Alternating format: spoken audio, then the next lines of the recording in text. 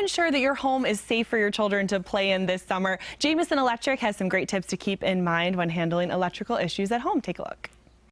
And Jim Williamson joins us now from Jameson Electric. Jim, you have some important Parents for tips as we are heading into the summer season when all the kids are home to keep them safe when it comes to their outlets and their electrical wirings. What are some of these tips? Yeah, there's an average home has about 75 outlets in it.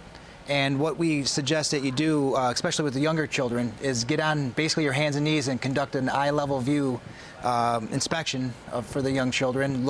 See if there's any frayed cords, loose outlets, or whatever might be a problem for them. Because, like you said, there are 75 outlets in the average home, and a lot of them are low to the ground because that's just where we plug things in, closer access to little kids. That's correct. Yes. All right. What is your next tip? And then when you're doing this, look for any cord, if there's a frayed cord possibly.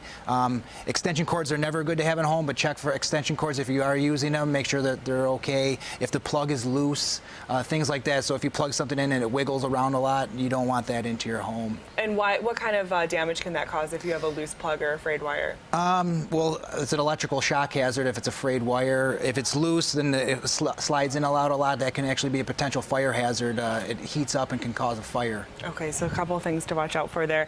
What is your next tip? There's a couple, and then after you do that check, you want to make sure that the outlets, maybe if you have to change them out, that it meets current building codes and electrical codes.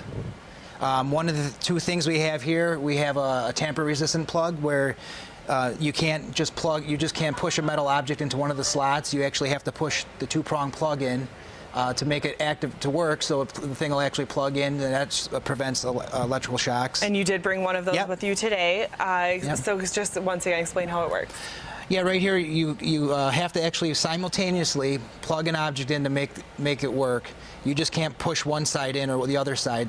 So if you get a pin or something, you just can't push it in there and shock somebody. So if you have a plug like that, you don't necessarily have to go back and childproof everything. Right, you don't have to buy those little individual ones and do every single outlet in the home. All right, tamper-proof plugs. And your last tip has to do with throwing away appliances that are no good.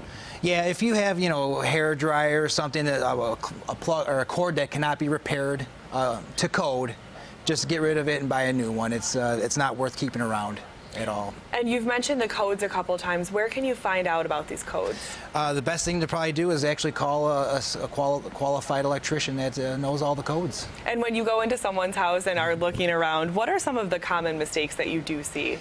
A lot of extension cords. People don't have GFCI receptacles in the correct spot.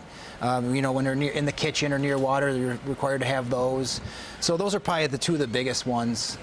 And as people are heading out to their backyard pools, this is also something important to keep in mind as well, right? Yes, especially older homes that maybe not had an outlet put in back in the 50s, 60s. They're probably not GFI protected, so they should be a GFCI plug outside to help protect the little ones and everyone basically using that area. All right, thanks so much for these tips, for having a safe summer. We appreciate it, Jim. Thank you.